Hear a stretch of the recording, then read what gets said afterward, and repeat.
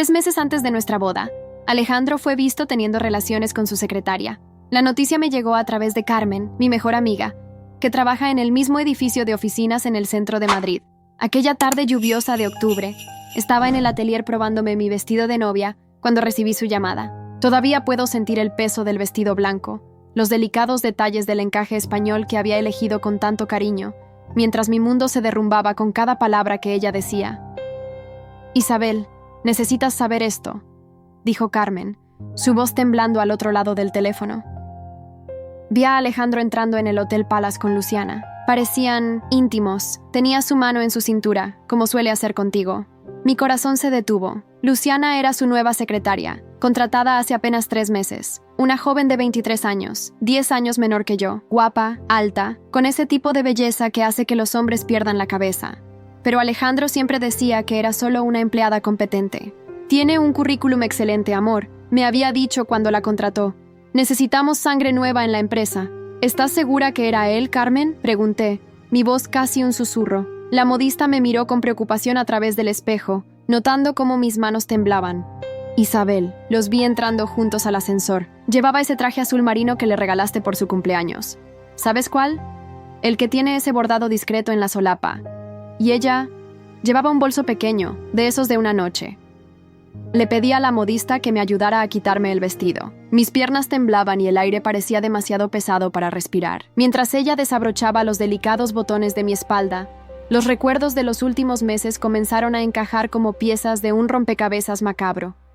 Las llamadas a altas horas de la noche que atendía en su despacho, lejos de mí.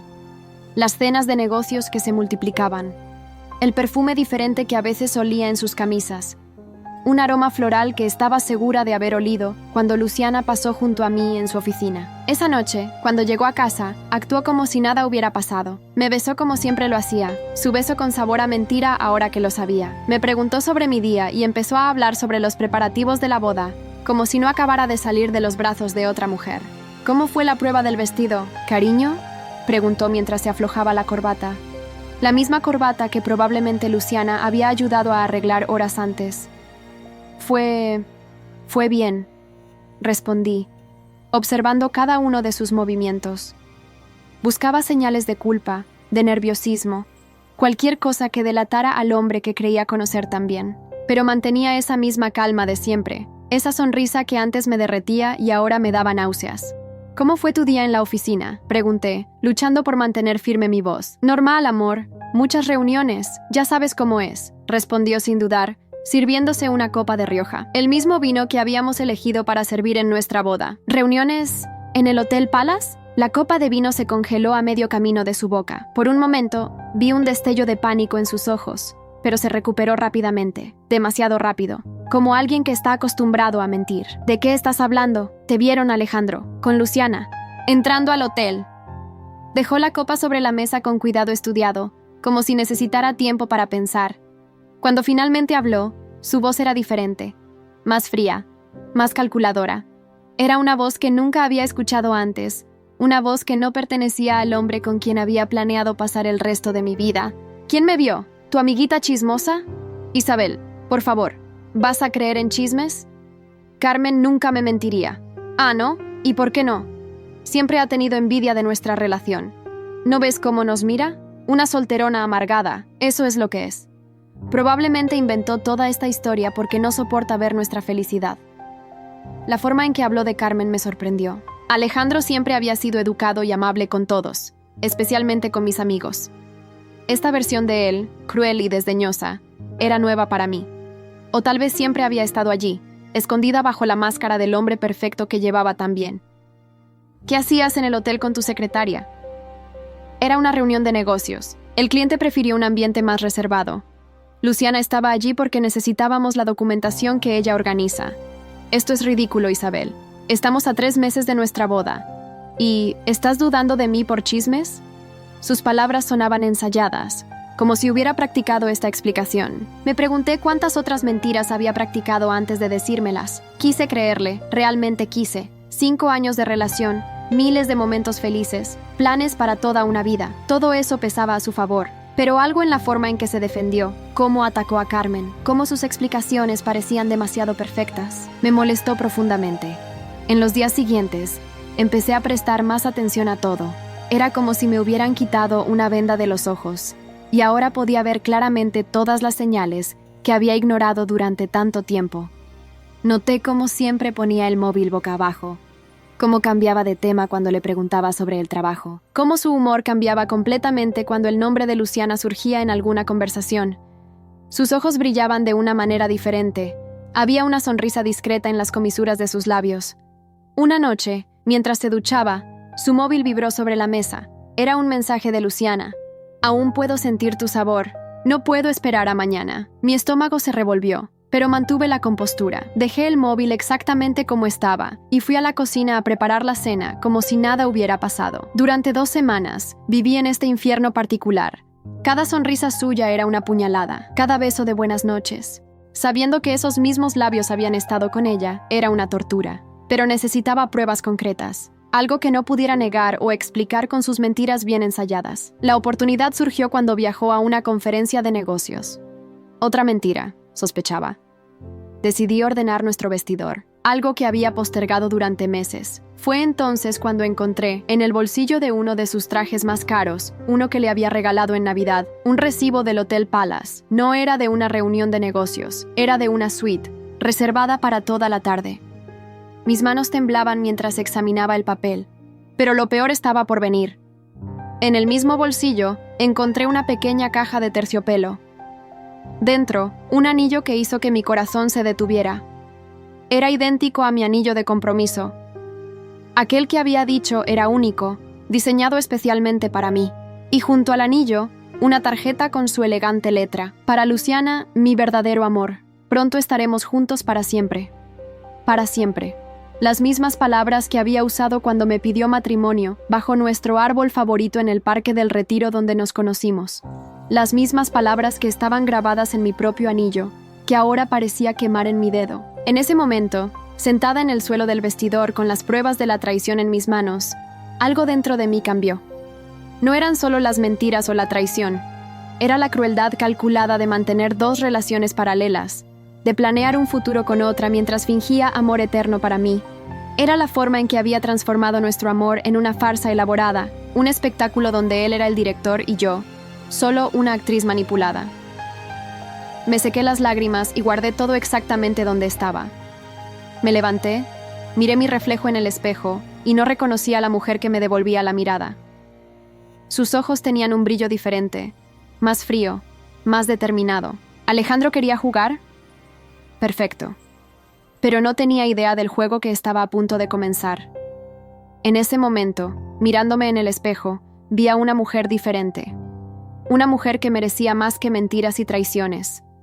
Una mujer que tenía la fuerza para enfrentar la verdad, por dolorosa que fuera. No necesitaba venganza ni juegos. Solo necesitaba mi dignidad y el valor para enfrentar lo que vendría. Los días siguientes a mi descubrimiento fueron una montaña rusa de emociones. Una parte de mí quería gritar, romper cosas, enfrentarlo inmediatamente. Otra parte, la que aún se aferraba a 5 años de recuerdos, quería encontrar una explicación, una salida, algo que hiciera que todo tuviera sentido. Decidí darle una oportunidad, no a él, sino a mí misma. Necesitaba estar segura de que había hecho todo lo posible por salvar nuestra relación antes de tomar una decisión definitiva. Creo que deberíamos ir a terapia de pareja, le dije una noche durante la cena. Alejandro levantó la vista de su plato, sorprendido. ¿Terapia? ¿Por qué? Estamos bien, Isabel. Son solo los nervios preboda. No, no estamos bien, respondí, manteniendo la calma. Hay cosas de las que necesitamos hablar. Después de mucha insistencia, aceptó.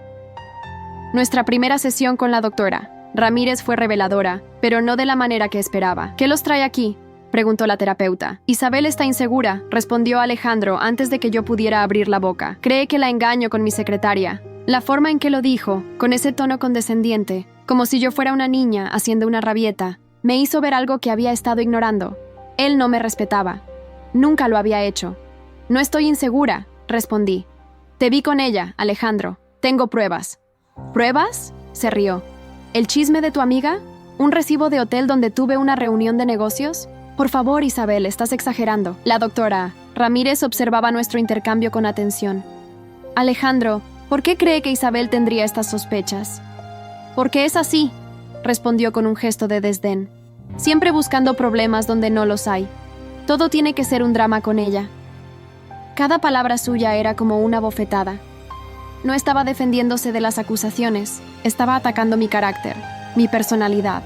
Estaba haciendo lo que siempre había hecho, manipular la situación para hacerme dudar de mí misma. Las sesiones continuaron durante 3 semanas. En cada una, el patrón se repetía. Yo expresaba mis preocupaciones, él las minimizaba.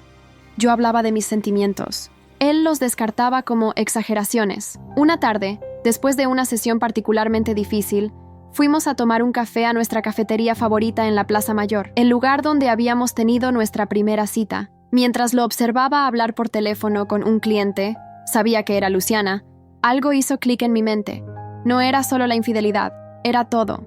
Era como siempre tenía que tener la razón, cómo mis opiniones nunca eran lo suficientemente válidas, cómo había ido perdiendo pedazos de mí misma, intentando ser la mujer que él quería que fuera. ¿En qué piensas?, me preguntó cuando terminó su llamada. En nosotros, respondí. En cómo llegamos aquí. Ya te lo dije, amor, no hay ningún aquí, todo está en tu cabeza. Miré mi café, recordando todas las veces que habíamos estado sentados en esa misma mesa. Recordé la primera vez que me trajo aquí, cómo me había hecho reír con sus historias, cómo sus ojos brillaban cuando me miraba, o había imaginado ese brillo también. ¿Sabes qué es lo más triste, Alejandro? Que ni siquiera tienes el valor de admitirlo. Prefieres hacerme creer que estoy loca antes que enfrentar la verdad. No empieces con... Vi el anillo, lo interrumpí. Su rostro palideció. El que compraste para Luciana. Idéntico al mío. Hasta la inscripción es similar. Por primera vez en semanas vi su máscara caer. No había más excusas. No había más mentiras que pudiera inventar. Isabel, yo... No, levanté la mano para detenerlo. No quiero explicaciones. No quiero más mentiras. Solo quiero que sepas que lo sé todo y que ya no me importa. ¿Qué quieres decir? Quiero decir que se acabó. Mi voz era tranquila, casi serena.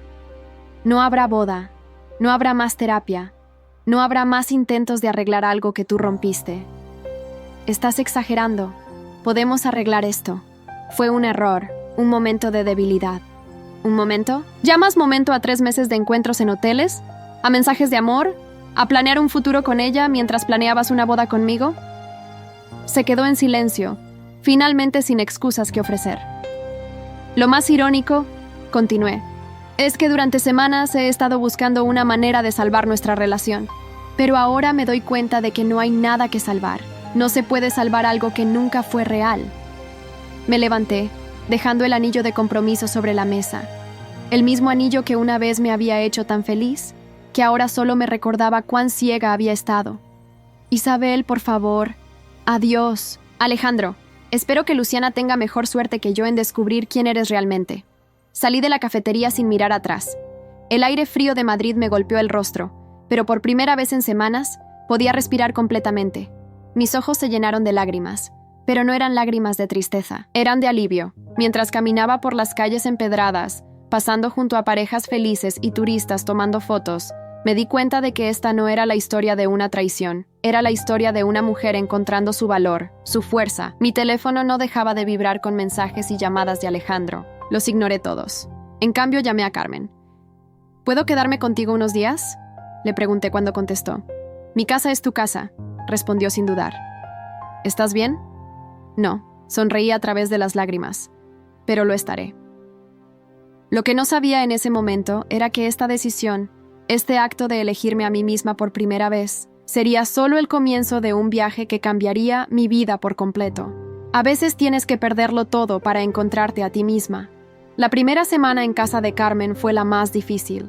Despertar cada mañana en una cama extraña, con la realidad golpeándome como una ola fría. No habría boda, no habría futuro con Alejandro. Todo lo que había planeado durante 5 años se había desvanecido como humo. ¿Has comido algo hoy?, me preguntaba Carmen cada noche al volver del trabajo. Mi respuesta era siempre la misma, un movimiento vago de cabeza que podría significar sí o no.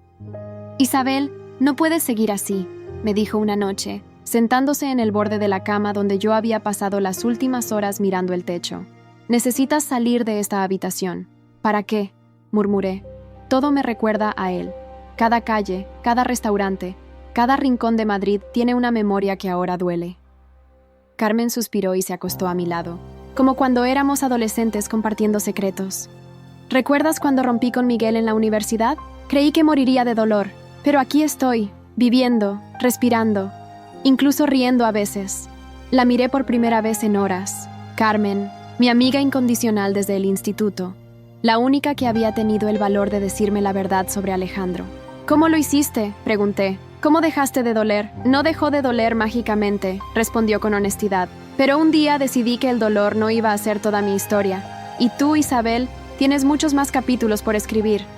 Esa noche, por primera vez en días, me levanté para cenar. Era solo pasta con tomate, pero para Carmen fue una victoria. Los días comenzaron a tener una rutina. Me levantaba, me duchaba, otro logro que Carmen celebraba, y me sentaba en el balcón de su apartamento con una taza de café. Desde allí podía ver el Parque del Retiro, donde tantas veces había paseado con Alejandro. Pero ahora, en lugar de recordar nuestros momentos juntos, me encontraba observando a otras personas viviendo sus vidas. Parejas de ancianos caminando de la mano, madres con sus hijos, jóvenes haciendo ejercicio, turistas tomando fotos. Todos ellos tenían sus propias historias, sus propios dolores y alegrías. Ver la vida continuando a mi alrededor me ayudó a entender que mi mundo no había terminado, solo había cambiado. Una mañana, mientras revisaba mi correo, otro pequeño paso hacia la normalidad, encontré un email de la Academia de Idiomas donde había dado clases antes de conocer a Alejandro.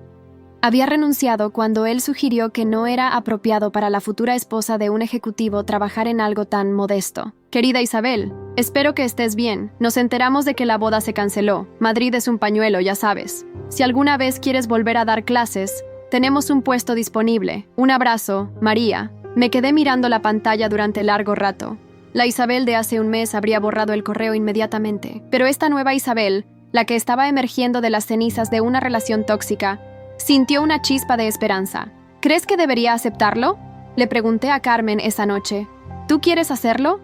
«Yo no lo sé. Hace tanto tiempo que no tomo decisiones por mí misma. Siempre pensaba en qué diría Alejandro, qué pensaría su familia, qué sería lo apropiado. Entonces quizás es hora de empezar a pensar en qué quiere Isabel». Esa pregunta, ¿qué quiere Isabel?, me persiguió durante días. ¿Qué quería realmente?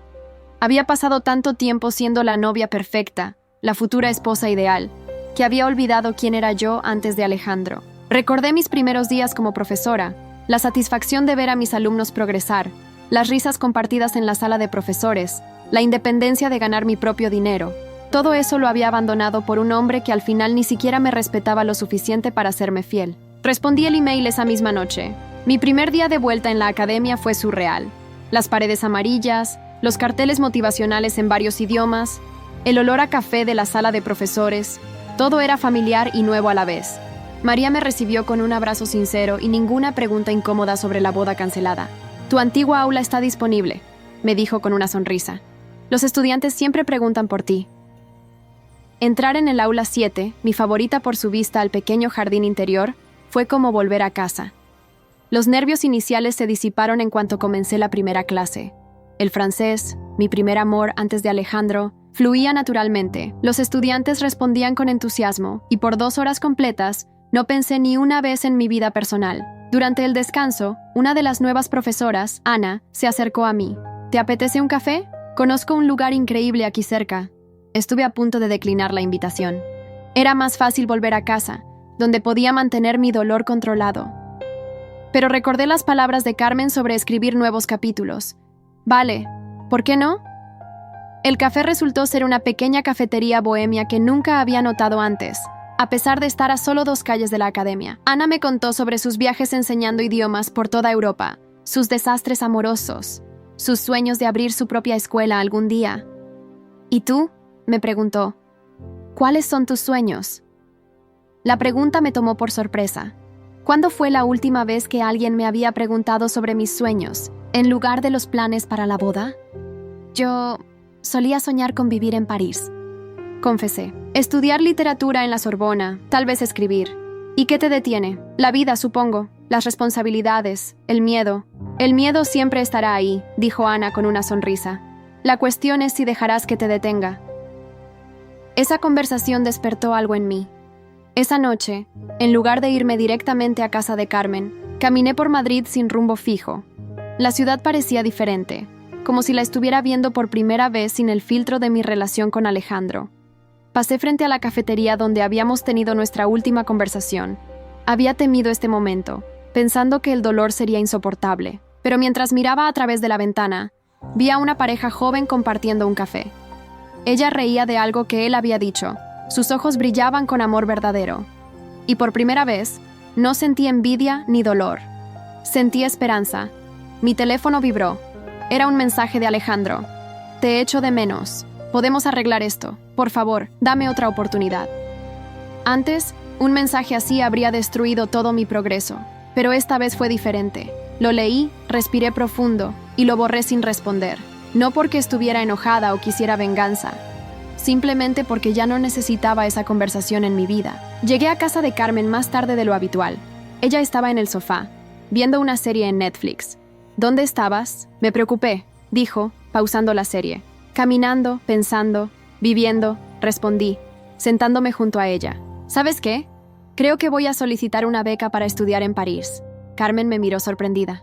¿En serio? En serio, es hora de perseguir mis propios sueños, ¿no crees? ¿Y qué hay de...? Dejó la pregunta en el aire, pero sabía que se refería a Alejandro. Ya no se trata de él, dije con una sonrisa. Se trata de mí, de la Isabel que olvidé ser mientras intentaba ser la novia perfecta. Carmen me abrazó fuerte y sentí lágrimas en mis ojos. Pero esta vez no eran lágrimas de dolor o pérdida. Eran lágrimas de liberación, de posibilidad, de futuro.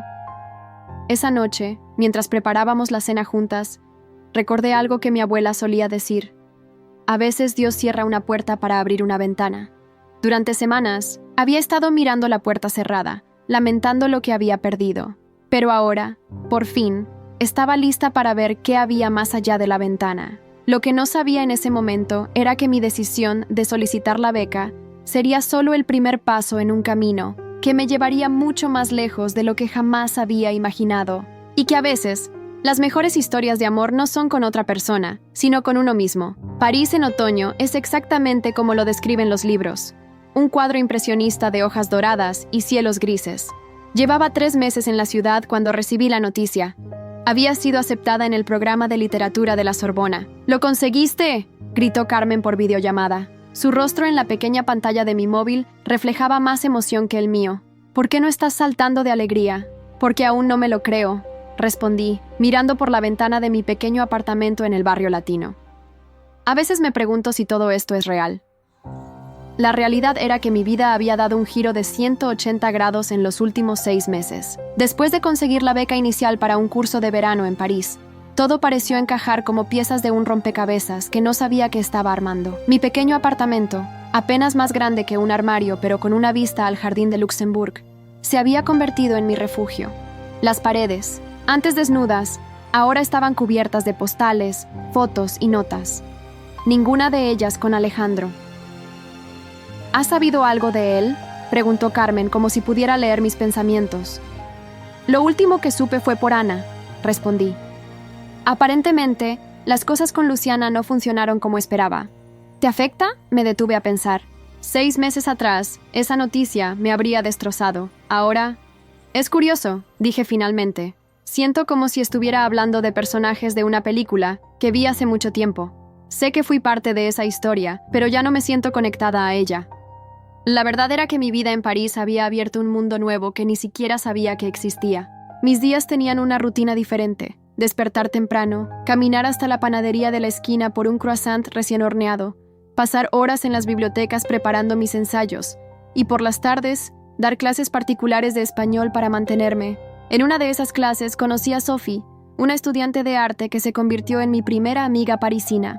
Fue ella quien me arrastró a exposiciones en pequeñas galerías, a conciertos en bares escondidos, a picnics improvisados junto al Sena. «Necesitas vivir, ma chérie», me decía siempre. «No viniste a París solo para estudiar». Y tenía razón. Poco a poco, comencé a redescubrir partes de mí que había olvidado. Como mi pasión por la fotografía, algo que Alejandro siempre había considerado un hobby sin futuro. Ahora, mi vieja cámara me acompañaba a todas partes, capturando momentos, luces, sombras de mi nueva vida. Una tarde, mientras fotografiaba el reflejo de la lluvia en los charcos cerca de Notre Dame, un hombre se detuvo a mi lado. «Tienes un ojo interesante», dijo en francés. «¿Estudias fotografía?» «No», respondí sorprendida. «Solo es algo que amo hacer». Resultó ser Jacques, dueño de una pequeña galería en Le Marais. Después de ver más de mis fotos en mi Instagram, otra cosa que había retomado desde mi llegada a París, me ofreció participar en una exposición colectiva de artistas emergentes. «Pero no soy artista», protesté. «¿Quién dice que no lo eres?», respondió con una sonrisa. «El arte no es sobre títulos, es sobre ver el mundo de una manera única. Y tú, Cherry, tienes una mirada muy especial». La noticia de la exposición coincidió con mi aceptación en la Sorbona. Era como si el universo estuviera confirmando que había tomado la decisión correcta al venir a París. Esa noche, sentada en mi minúsculo balcón con una copa de vino barato, un hábito muy parisino que había adoptado, recibí un mensaje inesperado. Era de la madre de Alejandro. «Isabel, querida, me enteré que estás en París. Alejandro está destrozado desde que te fuiste. Sé que cometió errores, pero todos merecemos una segunda oportunidad. Él ha cambiado. ¿Por qué no vuelves a Madrid? Podríamos retomar los planes de la boda». Miré el mensaje durante largo rato, recordando cómo esa mujer siempre había justificado el comportamiento de su hijo, cómo había minimizado mis sentimientos cuando le conté sobre Luciana. «Los hombres son así, querida», había dicho. «Nosotras debemos ser comprensivas». Tomé un sorbo de vino y comencé a escribir mi respuesta. «Querida Elena, gracias por tu mensaje. Es cierto, estoy en París, pero no me fui de Madrid huyendo de Alejandro. Me fui persiguiendo mis sueños, esos que durante tanto tiempo dejé de lado por ser la novia perfecta que todos esperaban. Acabo de ser aceptada en la Sorbona y tendré mi primera exposición de fotografía el mes que viene. Mi vida está aquí ahora, y por primera vez en mucho tiempo me siento completa. No se trata de perdonar o no a Alejandro. Se trata de que finalmente me he perdonado a mí misma por haber permitido que alguien más definiera mi valor. Te deseo lo mejor, Isabel». Envié el mensaje y apagué el móvil. Las luces de París brillaban en la distancia y el sonido de un acordeón llegaba desde algún lugar cercano. Sonreí, pensando en cómo la vida da vueltas inesperadas. Al día siguiente, mientras preparaba mis clases en un café cerca de mi apartamento, vi algo que me hizo contener la respiración. En la mesa de al lado, una joven lloraba mientras su amiga la consolaba. «Me engañó», decía entre sollozos. «Pensé que era el amor de mi vida». Sin poder evitarlo, me acerqué a su mesa. «Disculpen», dije en mi mejor francés. No pude evitar escuchar. «¿Les importa si me siento un momento?». Las chicas me miraron sorprendidas, pero asintieron. Durante la siguiente hora, compartí mi historia con ellas. Les hablé de Alejandro, de la traición, del dolor, pero también de la liberación, del crecimiento, de la alegría de redescubrirse. «¿Cómo lo superaste?», preguntó la chica que lloraba, Marion. «No se trata de superarlo», respondí. «Se trata de crecer a través del dolor, de entender que el final de una relación no es el final de tu historia. Es solo el comienzo de un nuevo capítulo». Mientras hablaba, me di cuenta de cuánto había cambiado. Ya no era la mujer destrozada que había llegado a París 6 meses atrás. Era más fuerte, más sabia, más yo misma. «¿No lo extrañas?», preguntó la amiga de Marion.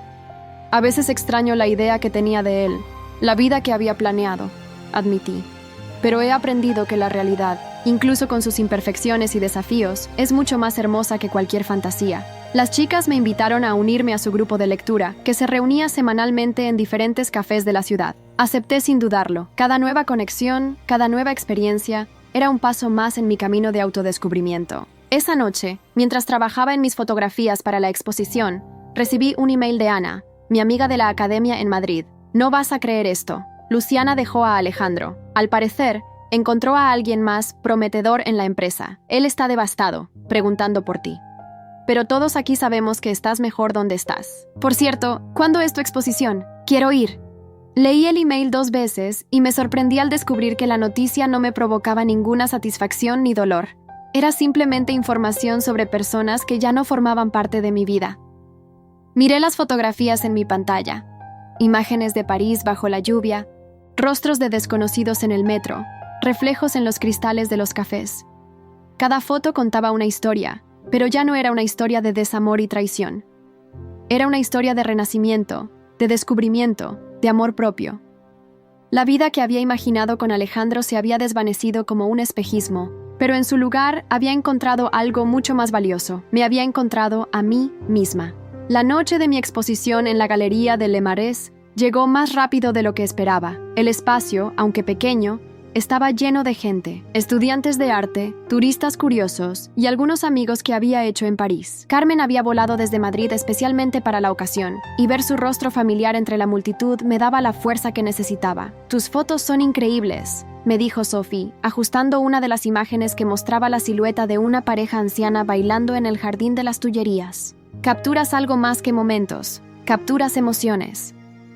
La exposición se llamaba Renacimiento, un año en París, y cada foto contaba una parte de mi historia de transformación. Aunque nadie más que yo y mis amigos más cercanos conocían el verdadero significado detrás de cada imagen. ¿Nerviosa?, preguntó Jacques, el dueño de la galería, ofreciéndome una copa de champaña. «Un poco», admití. «Nunca pensé que estaría aquí, mostrando mi trabajo». «Pues créelo, porque ya vendiste 3 fotos», sonrió. Y la noche apenas comienza. Estaba conversando con un grupo de estudiantes sobre una de mis fotografías favoritas, un amanecer neblinoso en Montmartre, cuando Carmen me agarró del brazo. «Isabel», susurró, su voz tensa. «Están aquí». «¿Quiénes?» «Alejandro y sus padres». Mi corazón se detuvo por un momento. Los vi antes de que ellos me vieran. Alejandro, más delgado de lo que recordaba, con un traje que parecía demasiado grande para él ahora. Sus padres, Elena y Roberto, mirando alrededor con una mezcla de curiosidad y desaprobación. «¿Cómo?», comencé a preguntar. «La exposición se anunció en redes sociales», explicó Carmen. «Podemos pedirles que se vayan». «No», respondí, sorprendiéndome a mí misma con la calma en mi voz. «Esta es mi noche. No voy a dejar que su presencia la arruine».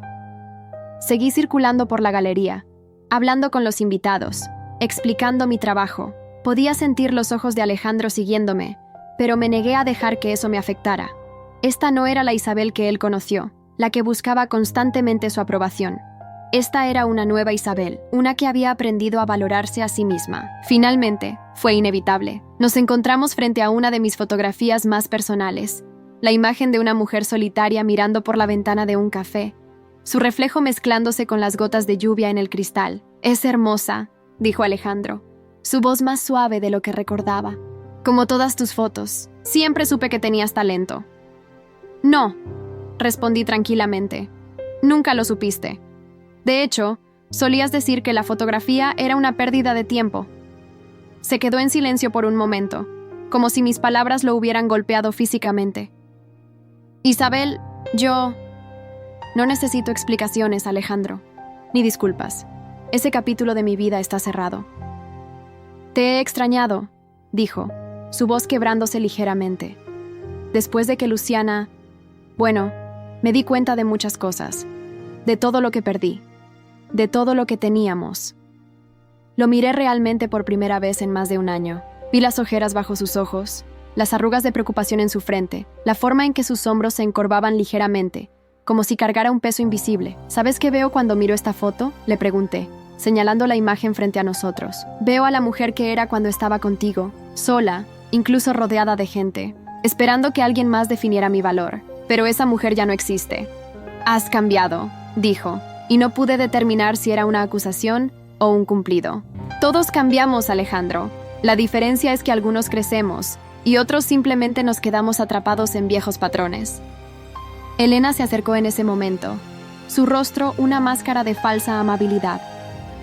«Isabel, querida, qué interesante exposición, aunque no es lo que esperábamos para la esposa de Alejandro». «No soy la esposa de Alejandro», respondí con una sonrisa tranquila. «Y nunca lo seré. Esa era una vida que ustedes planearon para mí, no la que yo elegí para mí misma». «Pero todo puede ser como antes», insistió Elena. «Podemos olvidar todo esto de la fotografía y...» «¿Como antes?», la interrumpí, manteniendo mi voz baja pero firme. «¿Cuando su hijo me engañaba? ¿Cuando ustedes lo justificaban? cuando yo tenía que ser menos para que él pudiera sentirse más. Vi a Sophie acercándose, preocupada por la situación, pero le hice un gesto discreto indicando que estaba bien. Señora Morales, continué, agradezco que hayan venido esta noche, de verdad, porque me han ayudado a confirmar algo que ya sabía, que tomé la decisión correcta. Me giré hacia Alejandro, que parecía más pequeño que nunca. Te deseo lo mejor, sinceramente. Espero que encuentres lo que estás buscando, pero no será conmigo. En ese momento, Jacques anunció que daría un pequeño discurso sobre la exposición. Me excusé y me dirigí al frente de la galería, donde Carmen me esperaba con una sonrisa de orgullo. ¿Estás bien?, susurró mientras Jacques me presentaba. Mejor que nunca, respondí, y era verdad. Mientras hablaba sobre mi trabajo, sobre cómo París me había transformado, vi a Alejandro y sus padres salir discretamente de la galería. No sentí tristeza, ni alegría maligna, ni siquiera alivio. Solo sentí paz. Después de la exposición, un pequeño grupo nos reunimos en mi apartamento. Carmen, Sophie, algunos amigos de la universidad, Jack y su esposa. Abrimos más vino, comimos quesos y conversamos hasta altas horas de la madrugada. ¿Sabes qué es lo más increíble?, me dijo Carmen mientras los demás discutían animadamente sobre arte. Ver cómo has florecido. Es como si finalmente estuvieras brillando con tu propia luz. A veces pienso en cómo habría sido mi vida si me hubiera casado con él, admití. Si hubiera seguido siendo la persona que él quería que fuera. Pero no lo hiciste, sonrió Carmen. Elegiste ser tú misma. Más tarde esa noche, cuando todos se habían ido y estaba sola en mi pequeño balcón, recibí un mensaje de Alejandro. Tus fotografías son hermosas. Lamento no haberlo visto antes. Lamento muchas cosas. Sé que es tarde, pero quiero que sepas que estoy orgulloso de ti, de la mujer en la que te has convertido. Adiós, Isabel. No respondí el mensaje, pero tampoco lo borré. Era, en cierta forma, el cierre que no sabía que necesitaba. No porque sus palabras significaran algo ahora, sino porque ya no tenían el poder de afectarme. Miré las luces de París brillando en la noche, pensando en cómo la vida nos lleva por caminos inesperados. Hace un año, había pensado que perder a Alejandro era el final de mi historia. Ahora sabía que solo había sido el comienzo. Un inicio que me había llevado no solo a una nueva ciudad y una nueva carrera, sino a una versión más auténtica de mí misma. Y mientras las campanas de Notre Dame sonaban a lo lejos, supe que esta historia de amor, la historia de aprender a amarme a mí misma, era la única que realmente importaba. 2 años después de aquella noche en la galería, mi vida había tomado un rumbo que jamás hubiera imaginado. Mi exposición Renacimiento había llamado la atención de una importante revista de fotografía, y ahora trabajaba como fotógrafa freelance mientras terminaba mi maestría en literatura en la Sorbona. Mi pequeño apartamento en el barrio latino se había convertido en un verdadero hogar. Las paredes, antes desnudas, ahora estaban llenas de fotografías, recuerdos y notas de amigos. En mi escritorio, junto a la ventana que daba al jardín, descansaba mi primer libro publicado, una colección de ensayos y fotografías titulada El arte de renacer. Una mañana de primavera, mientras tomaba café en mi cafetería favorita, recibí un mensaje de Carmen. ¿Has visto el periódico? Alejandro se casa. Miré la noticia que me había enviado. Era una pequeña nota en la sección de sociedad. Alejandro se casaba con una empresaria brasileña que había conocido en un viaje de negocios. La foto los mostraba sonrientes, felices. ¿Estás bien?, preguntó Carmen en otro mensaje. Sí, respondí, y era verdad. De hecho, me alegro por él. Y realmente lo sentía. El tiempo y la distancia me habían dado una perspectiva que antes no tenía. Alejandro no era el villano de mi historia, como tampoco yo había sido la víctima perfecta. Éramos solo 2 personas que no estaban destinadas a estar juntas, cada uno con sus propios defectos y luchas internas. Esa tarde tenía una reunión con mi editor en una librería cerca de Saint-Germain-des-Prés. Pierre, un hombre de mediana edad con una pasión contagiosa por la literatura, había sido uno de mis mayores apoyos en el proceso de escribir mi libro. Tu historia resonará con muchas personas, Isabel, me dijo mientras revisábamos las últimas correcciones. No es solo sobre una traición o un amor perdido, es sobre encontrarse a uno mismo. ¿Sabes qué es lo más curioso?, le comenté. Cuando empecé a escribir, pensé que sería un libro sobre el desamor, pero se convirtió en algo completamente diferente. Se convirtió en un libro sobre amor, sonrió Pierre. El amor propio, que es el más importante de todos. Saliendo de la librería, me encontré con Sophie, que ahora trabajaba como curadora en una galería importante. ¿Cenamos esta noche?, propuso. Mark quiere que conozcas a su amigo Thomas. Es profesor de literatura en la universidad. Sophie, suspiré. Sabes que no necesito que me emparejes con nadie. Lo sé, rió. Pero no tiene nada de malo conocer gente nueva. Además, es un intelectual guapo que habla español. ¿Qué puedes perder? La cena resultó ser sorprendentemente agradable. Thomas era inteligente, divertido, y no intentaba impresionar a nadie. Hablamos de literatura, de fotografía, de la vida en París. No hubo fuegos artificiales ni momento mágico, solo una conversación fluida y natural entre dos personas que disfrutaban de la compañía del otro. «Me gustaría volver a verte», dijo al despedirnos. «Tal vez podríamos tomar un café y seguir nuestra discusión sobre Cortázar». «Me gustaría», respondí sinceramente. En el taxi de vuelta a casa, reflexioné sobre cómo había cambiado mi perspectiva sobre el amor. Ya no buscaba un príncipe azul ni una historia de película. No necesitaba que alguien me completara porque ya me sentía completa. Unos días después, mientras preparaba mi próxima clase en la universidad, había comenzado a dar un curso de literatura hispanoamericana, recibí un email inesperado. Era de Luciana. «Querida Isabel, sé que esto te parecerá extraño, pero necesitaba escribirte. He seguido tu trabajo, tus fotografías, tu libro. Me has inspirado más de lo que imaginas. Quiero pedirte perdón, no por enamorarme de Alejandro, el corazón tiene sus razones, sino por la forma en que sucedió todo, por no tener el valor de enfrentar la situación con honestidad. Los meses que estuve con él me enseñaron que el amor que nace de una traición está condenado a fracasar. Pero verte renacer, convertirte en esta mujer fuerte y talentosa, me mostró que a veces las peores experiencias nos llevan a los mejores lugares. No espero una respuesta. Solo quería que supieras que tu historia ha tocado más vidas de las que imaginas. Con admiración, Luciana». Leí el email varias veces, sorprendida por las emociones que me generaba. No había odio, ni rencor, ni siquiera incomodidad. Solo una extraña sensación de cierre, como si el último cabo suelto de mi antigua vida finalmente se hubiera atado. Esa noche, sentada en mi balcón con una copa de vino, miré la ciudad que me había acogido y transformado. Las luces de la Torre Eiffel brillaban en la distancia, y el sonido de la música flotaba desde un café cercano. Mi teléfono sonó. Era un mensaje de Thomas. «¿Café mañana? Encontré un libro que creo que te gustará». Sonreí mientras respondía afirmativamente. No sabía si Thomas sería una historia de amor o simplemente un capítulo agradable en mi vida, y lo mejor era que no me importaba.